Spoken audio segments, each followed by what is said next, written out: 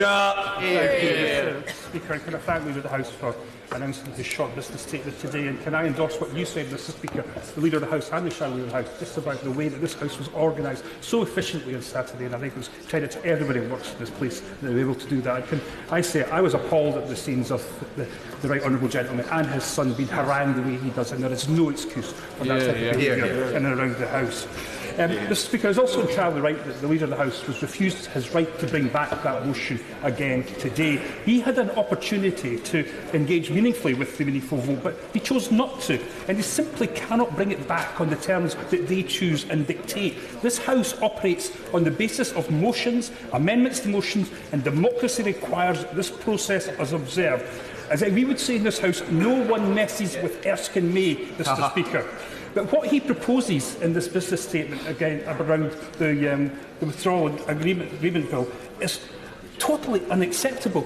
We will be considering the second reading of this bill the same day as it starts with committee of the whole House. Now, I've been in this House 18 years, Mr. Speaker. I cannot remember when a bill has been debated and presented in such terms, particularly one that will be a full treaty of this country. 3 days to consider a bill. Somebody suggested it's 100 pages. If it's 100 pages, how on earth are we going to have a chance to assess that properly? No economic impacts, no economic assessments.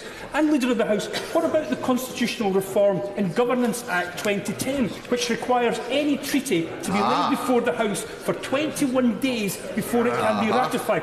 What about devolved institutions and administrations, where legislative consent is required before any bill is passed?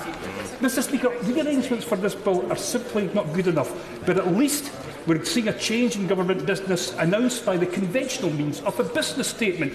And I hope we will never hear from him again changing significant government business by way of a point of order. And he talked about when he left the chamber, Mr. Speaker. My honourable friend, the member from Glasgow North, was addressing the House at that point as he breezed past him. That is not the way for a Leader of the House to behave.